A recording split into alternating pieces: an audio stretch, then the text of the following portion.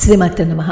మనల్ని ఎవరైనా మోసం చేసినా, మనకి ఎవరైనా దూరమైపోయినా, మనం అనుకున్నది సాధించలేకపోయినా ఏడుస్తాం కదా.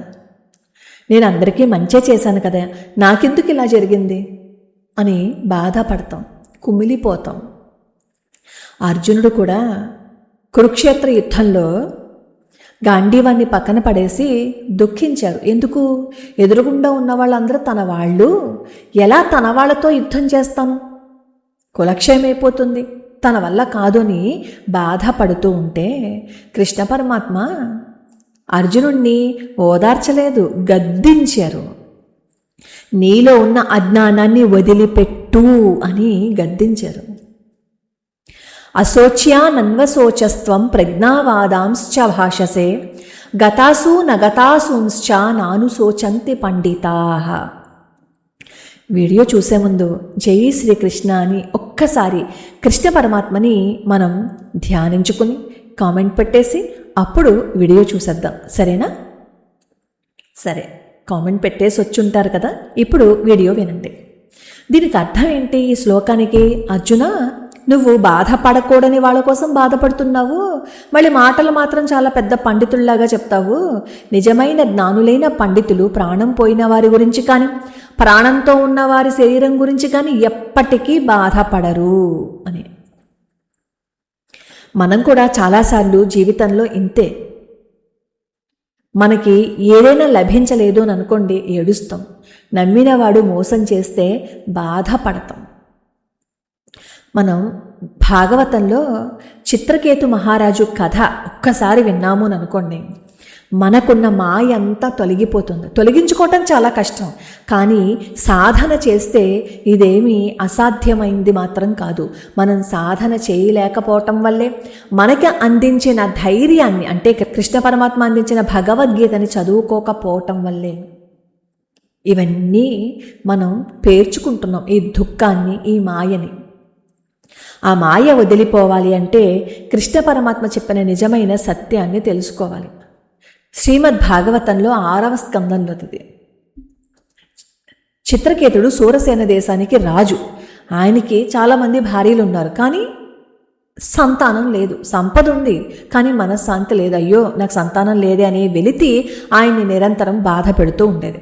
ఆయన ముఖంలో ఎప్పుడూ సంతోషం ఉండేది కాదు. ఒకసారి అంగీరస మహర్షి రాజ్యానికి వస్తారు. రాజు బాధని గమనించి యజ్ఞం చేయించి ఆ యజ్ఞ ప్రసాదాన్ని రాజు పెద్ద భార్యకి ఇమ్మని చెప్తారు. అయితే మహర్షి ప్రసాదాన్ని రాజుకి ఇచ్చేటప్పుడు రాజుతో చెప్తారు, నీకు నీ పెద్ద భార్య వల్ల ఒక కొడుకు పుడతాడు. ఆ కొడుకు నీకు అపరిమితమైన ఆనందాన్ని, అంతే పెద్ద దుఃఖాన్ని కూడా కలిగిస్తాడు అని చెప్పి వెళ్ళిపోతారు. సరే, మహర్షి చెప్పినట్లు ఒక అందమైన మగబిడ్డకు జన్మనిస్తుంది రాణి. ఆ బాలుడిని చూసి చిత్రకేతేమో పొంగిపోతాడు. రోజంతా ఆ బిడ్డతోనే గడుపుతూ పెద్ద రాణిపైనే అమితమైన ప్రేమను చూపిస్తూ ఉంటాడు. ఇది చూసి మిగతా భార్యలకి చాలా అసూయ, ద్వేషం పెరిగిపోతుంది. ఈ బిడ్డ పుట్టడం వల్లే కదా రాజు ఇలా మనల్ని దూరం చేశాడు. ఈ బిడ్డ దూరం అయిపోతే రాజు మళ్ళీ మనకి దగ్గర అవుతాడని భావించి ఒకరోజు ఎవరూ లేని సమయం చూసి ఆ పసిబిడ్డకి పాలల్లో విషం కలిపేసి తాగించేస్తారు. ప్రాణం పోతుంది. దాసి వస్తుందనమాట. చూసేసరికి బిడ్డ ప్రాణం లేకుండా పడి ఉన్నాడు. వెంటనే పెద్దరాణికి చెప్తుంది. పెద్దరాణి ఏడ్చుకుంటూ వస్తుంది. చిత్రకేత మహారాజు కూడా అక్కడికి వస్తాడు. ఎన్నో యుద్ధాలు చేశాడు చిత్రకేత మహారాజు కూడా, కానీ ఎన్నో యుద్ధాలు చేసి ఎందరో శత్రువులను ఎదిరించిన ఆ మహావీరుడు తన కొడుకు శవాన్ని చూసి ఒక్కసారిగా విలవిల్లాడిపోతాడు. అంతే కదా, నేనేం పాపం చేశాను స్వామి, ముసలితనంలో ఇచ్చిన బిడ్డను ఇంత త్వరగా లాగేసుకుంటావా అంటూ ఆ శవాన్ని గట్టిగా కౌగిలించుకుని పిచ్చివాడిలాగా ఏడుస్తూ ఉంటారు. అంతఃపురం అంతా కన్నీళ్లతో మునిగిపోయింది. రాజుకి ఎప్పటికీ శాంతి కలగలేదు, శాంతించట్లేదు. ఆ బిడ్డ శవాన్ని వదిలిపెట్టలేదు. రాజు పరిస్థితిని చూసి చలించిపోతారు అంగిరస్ మహర్షి. తనతో పాటు నారద మహర్షిని కూడా తీసుకుని వస్తారు. నారదుడు రాజుతో చెప్తారు, రాజా నువ్వు ఎవరి కోసం ఏడుస్తున్నావు? ఈ చనిపోయిన శరీరం కోసమా, లేక ఇందులో ఉన్న జీవుడి కోసమా? అసలు ఈ జన్మకు ముందు ఈ బిడ్డ నీకేమవుతాడు? వచ్చే జన్మలో ఏమవుతాడు నీకు? ఇదంతా కేవలం నాటకము అని నచ్చ చెప్పడానికి ప్రయత్నిస్తాడు. ఎంత నచ్చ చెప్పినా మరి తన కొడుకు కదా. ఆ సమయంలో రాజుకి ఆ మాటలు అసలు ఎక్కవు. రాజుకే కాదు, ఎవరికీ ఆ మాటలు ఎక్కవు. అప్పుడు నారద మహర్షి తన తపశక్తితో ఆ బాలుడి శరీరం నుంచి వెళ్ళిపోయిన జీవాత్మని తిరిగి మళ్ళీ అక్కడికి రప్పిస్తారు. ఆ ఆత్మతో నారద మహర్షి మాట్లాడతారు. ఓ జీవుడా చూడు, నీ తల్లిదండ్రులు నువ్వు వెళ్ళిపోయావు అది తట్టుకోలేక ఏడుస్తున్నారు. నువ్వు మళ్ళీ ఈ శరీరంలోకి ప్రవేశించి నీ తండ్రి ఇచ్చిన రాజభోగాలను అనుభవించు అని చెప్తారు.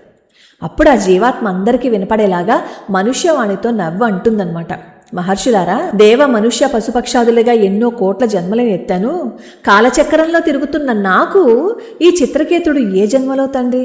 పోయిన జన్మలో ఈయనే నాకు శత్రువు కావచ్చు, లేదా వచ్చే జన్మలో ఈయనకి నేను తండ్రిగా పుట్టచ్చు. ఒక అంగడిలో వస్తువులు ఎలా అయితే ఒకరి చేతి నుంచి ఇంకొకరి చేతికి మారుతూ ఉంటాయో, ఆత్మలు కూడా ఒక జన్మ నుంచి ఇంకో జన్మకి బంధాలను మార్చుకుంటూ ఉంటాయి.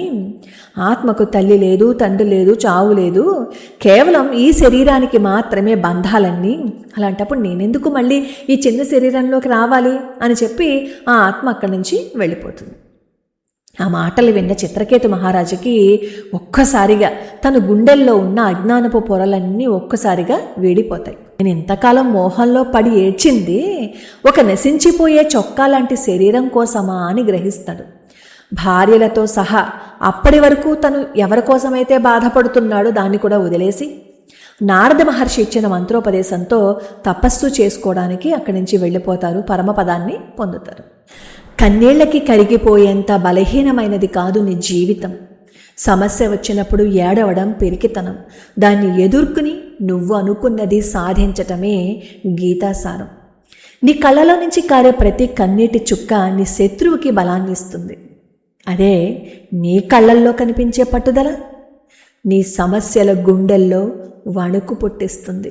ఏడవడం ఆపేయి, గెలవడం మొదలుపెట్టు. ఈ ప్రపంచం నీ కన్నీళ్లను చూసి జాలిపడదు, పైగా నవ్వుతుంది. కానీ అదే నువ్వు పట్టుదలతో సాధించి చూపిస్తే ఈ ప్రపంచమే నీ వెనుక నడుస్తుంది. సమస్య వస్తే ఏడవడం కాదు, చరిత్ర సృష్టించటం నేర్చుకో. నీ బలమేంటో నీకు తెలియనంత వరకే సమస్య నిన్ను భయపెడుతుంది. ఒక్కసారి నువ్వు భయాన్ని వదిలేసి పోరాటం మొదలు పెడితే నీ సమస్యే నిన్ను చూసి పారిపోతుంది. గుర్తుపెట్టుకో, నువ్వు నశించిపోయే శరీరం కాదు, అజేయమైన ఆత్మవి. రాయి దెబ్బలకి ఏడిస్తే శిల్పం అవ్వదు, మట్టి మంటకు భయపడితే కుండ అవ్వదు. నీకొచ్చిన సమస్య నిన్ను ముక్కలు చేయడానికి రాలేదు, నీలో దాగున్న విజేతను బయటికి తీయడానికి వచ్చింది. ఏడవకు, సాధించి చూపించు. గెలిచిన వాళ్ళందరినీ చూసి వాళ్ళకి సమస్యలు లేవు అని అనుకుంటాం, కానీ సమస్యల మధ్యలో కూడా ఆగకుండా వాళ్ళు ముందుకు వెళ్ళారు కాబట్టే గెలిచారు. కృష్ణుడు అర్జునుడికి చెప్పింది ఒకటే, భయపడకు, లే, నిలబడు, నీ ధర్మం నువ్వు చెయ్యి అని. నిన్ను కింద పడేసిన బాధే ఒకరోజు నిన్ను శిఖరానికి తీసుకెళ్తుంది. ఎవరో వచ్చి నీ జీవితాన్ని మార్చరు, ఒకరోజు నువ్వే మారాలని నిర్ణయించుకోవాలి. అర్జునుడు కూడా ఒక్క క్షణం బాధపడ్డాడు, కానీ కృష్ణ పరమాత్మ మాటలు విన్నాక తన నిర్ణయాన్ని మార్చుకున్నాడు, చరిత్ర సృష్టించాడు. బాధపడడం సహజం, కానీ బాధలోని ఆగిపోవటం అత్యంత ప్రమాదకరమైనది. నీ కష్టాల గురించి, నీ బాధల గురించి ప్రపంచం అడగదు, కానీ నువ్వు సాధించిన విజయం మాత్రం గుర్తించుకుంటుంది. సమస్యలు వచ్చాయని ఏడవకు, ఎందుకంటే ప్రతి తుఫాన్ తర్వాతే ఆకాశం మరింత ప్రశాంతంగా కనిపిస్తుంది. బాధల్లో ఏడ్చేవాడు బలహీనుడు కాదు, అక్కడి నుంచి లేవని వాడే బలహీనుడు.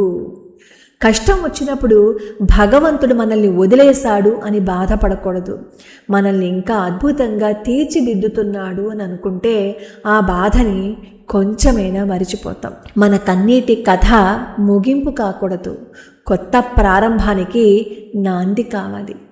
కింద పడిపోయిన నువ్వే, విరిగిపోయిన నీ మనస్సే ఖచ్చితంగా గెలుస్తుంది. నువ్వు గెలుస్తావు, ఒకరోజు గొప్పగా ఈ ప్రపంచం ముందు నిలబడతావు. మనం కూడా మనతో ఎవరో మాట్లాడలేదని, మనకు దక్కాల్సినది దక్కలేదని, నమ్మిన వాళ్ళు మోసం చేశారని బాధపడుతూ ఉన్నాం కదా, బాధపడుతూనే ఉంటాం. ఇలా బాధపడుతున్న వాళ్ళకి, నన్ను మోసం చేశారు అని ఏడుస్తున్న వాళ్ళకి కృష్ణ పరమాత్మ చెప్తున్నాడు, లే నీ కన్నీళ్లు తుడుచుకో, లే నీ బాధ్యతని, నీ కర్తవ్యాన్ని నువ్వు చెయ్యి, నువ్వు ఫలితం కోసం ఆశించకు అని కృష్ణ పరమాత్మ చెప్తున్నారు. పోగొట్టుకున్న దానికోసం ఏడవడం ఆపేసిన రోజే మన జీవితంలో గెలవాల్సింది ఏంటో మనకి కనిపిస్తుంది. సమస్యలు అందరికీ వస్తాయి, కానీ ఆ సమస్యను చూసి ఏడ్చేవాడు సామాన్యుడు. సమస్య వెనుక ఉన్న పరమార్థాన్ని చూసి ముందుకు సాగేవాడే పండితుడు.